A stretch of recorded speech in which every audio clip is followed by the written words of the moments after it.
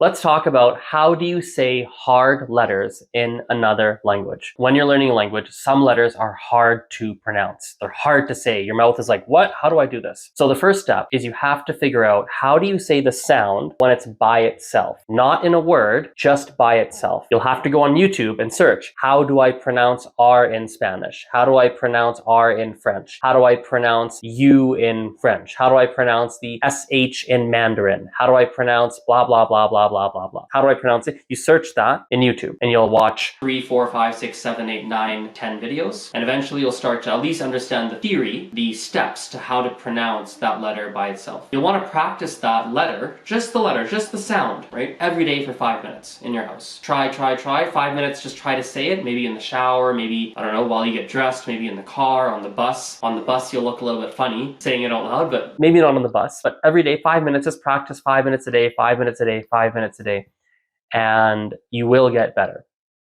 Now, once you can pronounce the sound by itself, you have to try to say the word. You have to try to say the sound combined with another letter. It doesn't have to be in a word, just one other letter. So I'll give you an example. If you're trying to pronounce the French U, which is U, right? You've learned how to say U. Well, now you'll want to take a word, or even not just a word, even just a letter, and stick it before U and try and say that sound. Try to say the consonant and the vowel combination. So I might say like du, or tu, or gu, or su, or vu. It doesn't have to be a real word. You're just trying to take another sound and attach it to the difficult sound. Can you attach that sound to something else? And practice saying vu, bu, du, lu, whatever, zu, fu, whatever the letter is, and practice saying that letter in combination with another sound, okay? You want to take that sound and you want to put it before the letter and after the letter. So for example, if I had a VU in French, vu, right?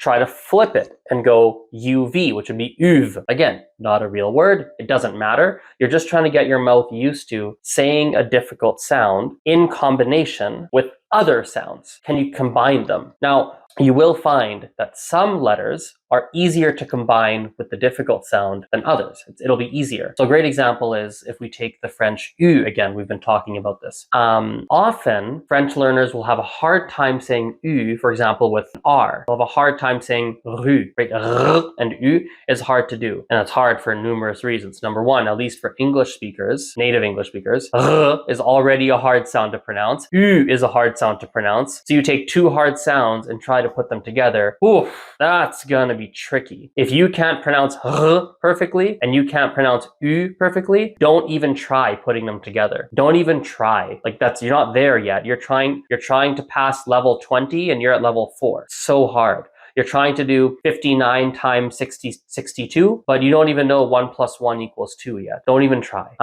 You want to find easy letters to combine, easy sounds to combine with the hard sound. And can you start to get used to it? Once you can do that, and you can take U or whatever sound and you can say it combined with another sound, now we can start to say some short words, right? So you take U or whatever sound is difficult and you say some short, one syllable, very, very short words with that word, or with that sound, excuse me. From there, you move to longer words, maybe 2-syllable words, 3-syllable words. Then you can start to do, sentences. Now, here's a pro tip as well for some of these difficult sounds. So, we're going to get a little bit technical. So you'll have to really focus to understand this. Hopefully it makes sense. We're going to talk about phonetics, maybe phonology. It's one of the two. I always forget phonology, phonetics, what the difference is. But anyway, it's not important. We're going to talk about the mouth. So when we say a sound, for example, let's stick with the French R, because French R is often difficult. French R sounds like this.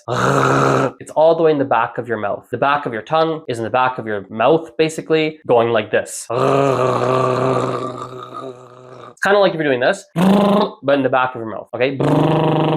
But back of your mouth with your tongue, okay? Now, is in the back of your mouth. If we combine with another sound we pronounce in the back of our mouth, that's generally going to be easier. So if I say, like, if you take a letter like k, to pronounce k, we use the back of our tongue as well. Back of our tongue in the back of our mouth. The distance between where our tongue goes to say k and where our tongue goes to say is actually very small. It's a very small difference. So it's generally easier for an English speaker anyway, really for any speaker, to say a k, like a CR combination, k, will generally be easier for people than if I said like vr. Vr will be hard. Why? Because like a VR, we use our tongue against our lips. That's very far from the back of our mouth. So when we move a very far distance in our mouth, that's often harder for people, often harder to do. Now, there are exceptions to this. I'll give you an example like, I'll give you a Spanish example. One thing that's hard for Spanish learners is to say any word that has an N and an R beside each other. Like the name Enrique, like Enrique. One of my very first YouTube videos was actually about how to pronounce, this was 6 years ago or something, 7 years ago. One of the very first ones was how do you pronounce the name Enrique? How do you do it? Because the problem is N, and R, those two are very close together. It's actually difficult to transition between the two letters. So what I'm trying to say is, if you're having a hard time pronouncing one sound, first try to find a letter in your mouth that's close as in your tongue goes to a similar place in your mouth. You want to find a sound that where your tongue goes to a similar place to say the letter. If that's really hard and you're like, oh my God, I can't do that, go the opposite direction. So instead of, for example, for that NR in Spanish, for example, they are tricky for a lot of English learners, English speakers. Instead of doing it, NR, that's going to be too hard because the N and the R, we use the same part of the tongue and the same part of the mouth, and that's really hard to transition between them. So in that case, you might want to go like, okay, can I do a GR? Because G, we go g, that's in the back of our throat. Ra, ra, ra, ra, ra is in the front. That might be easier. And in fact, for Spanish learners, I do find that, a GR would be much easier than an NR most of the time. Okay? Hope that was helpful. If you have any questions, you're welcome to go to azrinthelanguagenerd.com/contact. There's a link in the episode description box, and I'd be happy to answer any questions you have. See you later. Bye-bye.